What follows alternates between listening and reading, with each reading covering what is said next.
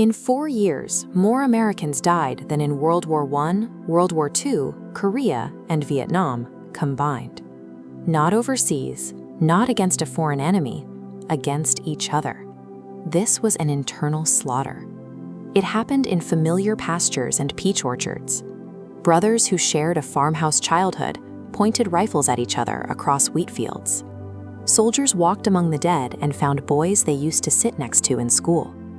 The United States, a nation built explicitly on the written promise that all men are created equal, was literally tearing its own geography apart to protect the legal right to own another human being. The demographic destruction was staggering. By the end, 1 in 4 Southern men of fighting age was dead, and a sitting president would be murdered in public for winning. It remains the defining trauma of the American experiment. Physical violence over slavery began years before the official declaration of war. In 1856, a congressman from South Carolina walked onto the floor of the United States Senate and beat Senator Charles Sumner nearly to death with a cane, while other lawmakers stood by and watched. 3 years later, national paranoia reached a fever pitch. This portrait captures John Brown, an abolitionist whose failed attempt to start an armed slave uprising at Harper's Ferry in 1859 turned him into a martyr in the North and a terrifying specter in the South. The political system completely collapsed under this pressure. South Carolina formally seceded from the country before Abraham Lincoln even had the chance to take the oath of office in 1860. Despite decades of escalating hostility, the public had a dangerously naive view of what was coming. When the two armies finally met at Bull Run in 1861, Washington society actually packed picnic baskets and rode out in carriages to watch the skirmish, expecting a swift afternoon victory. 90 days. That's how long both sides thought the war would last. It lasted 1,458 days. To understand the weight of 600,000 dead, look at this stark, formal portrait of a young Union soldier. A Rhode Island private named Sullivan Ballou wrote to his wife, Sarah, telling her how much he loved her just days before he was killed. Hundreds of thousands of letters like his either reached devastated homes or rotted in the mud.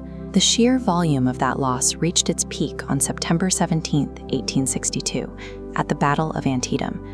In 12 hours, 23,000 men were killed, wounded, or missing.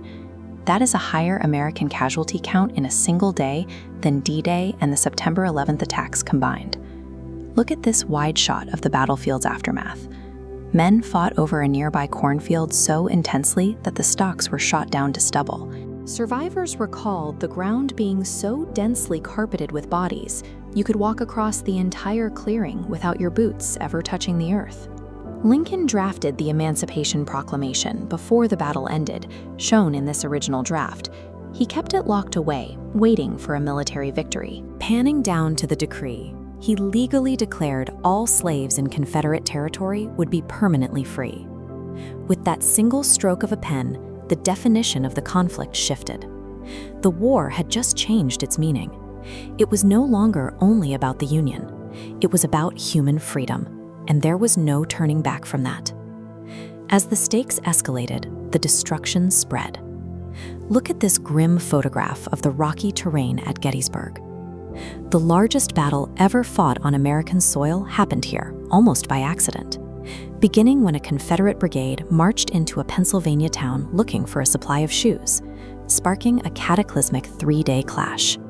By 1864, the Union military strategy took a dark turn.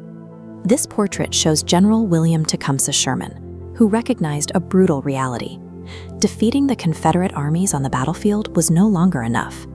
The civilian society supporting them had to be completely broken. Sherman led 60,000 men on a march to the sea, captured in this desolate view of hollowed-out brick buildings and shattered chimneys. His forces deliberately destroyed civilian infrastructure, ripping up railroads and burning warehouses across Georgia to force an end to the fighting. Yet for all the fire and cannons, the deadliest killer was invisible. In this long, crowded hospital ward, we see where the toll was paid. For every soldier killed in combat, 2 died from dysentery, typhoid, or infection, wasting away miles from their families. This terrifying industrialized scale of suffering was the inevitable result of an existential argument that decades of political compromise had completely failed to solve. In April 1865, a brief window of peace opened. This color-tinted portrait depicts Robert E. Lee, who surrendered his army to Ulysses S. Grant at a small Virginia courthouse. In an act of grace, Grant allowed the defeated Confederate soldiers to keep their horses for the spring planting, creating the illusion of a clean, forgiving end to the violence. That illusion lasted exactly 5 days. This photograph shows the exterior of Ford's Theater in Washington, draped in black mourning bunting. It was here that Abraham Lincoln, the man who steered the nation through its darkest trial, was shot in the back of the head while sitting next to his wife. In this portrait of an actor named John Wilkes Booth, a handwritten text below his face permanently marks him in the historical record as the man who committed the first presidential assassination in American history. The war achieved monumental victories, as represented in this portrait of abolitionist Sojourner Truth. The Civil War freed 4 million people. It preserved a union that might otherwise have split into 2, 3, or more competing nations, but the underlying fracture survived. The arguments over equality and human dignity did not vanish at Appomattox. The violence simply changed shape, bleeding into a century of segregation and a grueling fight for civil rights. The battlefields went quiet, but the divided House still casts a long shadow today.